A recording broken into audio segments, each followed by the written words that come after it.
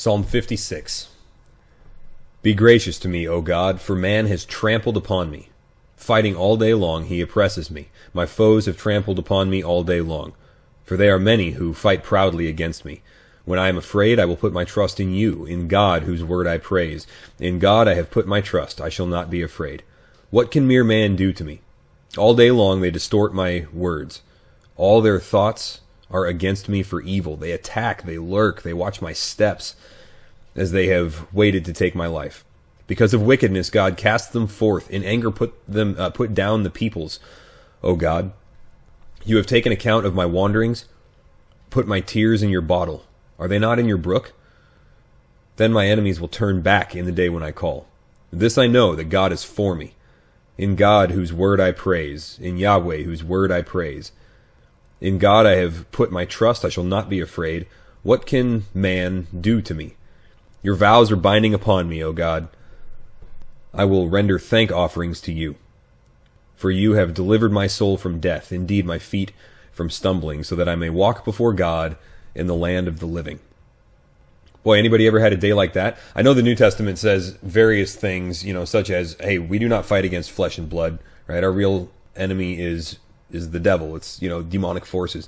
Sometimes people are the problem on a day-to-day basis, right? Verse 1 here, he says, for man has trampled upon me, right?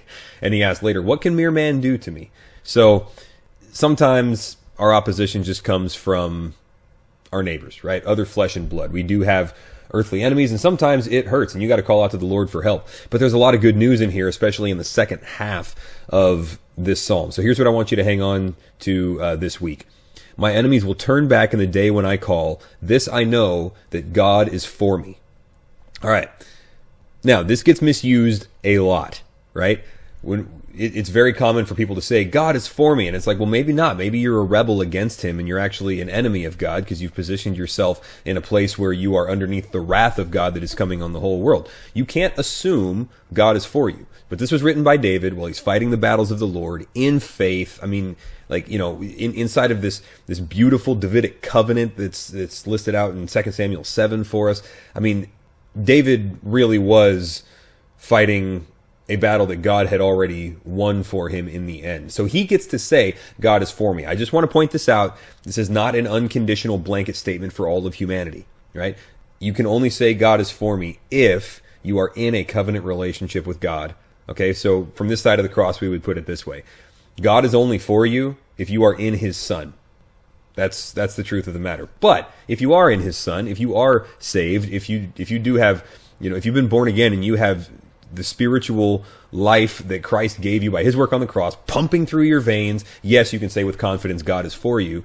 And I don't want the lost people that claim that for themselves to keep you from claiming that for yourself, because it's here in the Bible. Okay, God is for you, child of God, because his plans for you have to do with accomplishing his will for his glory, and he's included you in that. So you are no longer an enemy of him, and there is no condemnation for you because you are in Christ. You and God are in a family relationship together. That's really good news. And that's true because of verse 13. You have delivered my soul from death, indeed my feet from stumbling, so that I may walk before God in the land of the living. Salvation is of the Lord, right? Whatever, I've said this so many times in this devotional series on the Psalms, whatever the battle is today, we know the outcome because it has been bought and paid for by Christ, and we get to walk in the land of the living. These sufferings are very real, and yet they are temporary, and the glory that is to follow is far weightier and more permanent. It's eternal. I heard this put a beautiful way today, actually, by one of my friends. We were talking about somebody that's just going through a horrible situation, suffering some terrible injustice, trying to figure out how we can help them. And in reality, there's not a lot we can do right now, And so we just kind of sat there and we were like, man, this one just hurts. Like it's one of those things where you feel like you're losing the battle. And then almost under his breath, he was just kind of thinking out loud. It was the type of thing where I don't even know if he realized he was saying it out loud, but he said, yeah, but God is going to cast the devil into a burning lake of fire, and we're going to get to watch. I was like, yeah, that's right. That's true. That's how this story ends. It hurts right now, but you have delivered my soul from death. indeed my feet from stumbling, so that I may walk before God in the land of the living. The good guys win, right? That's the moral of the story in the gospel and in our daily battles.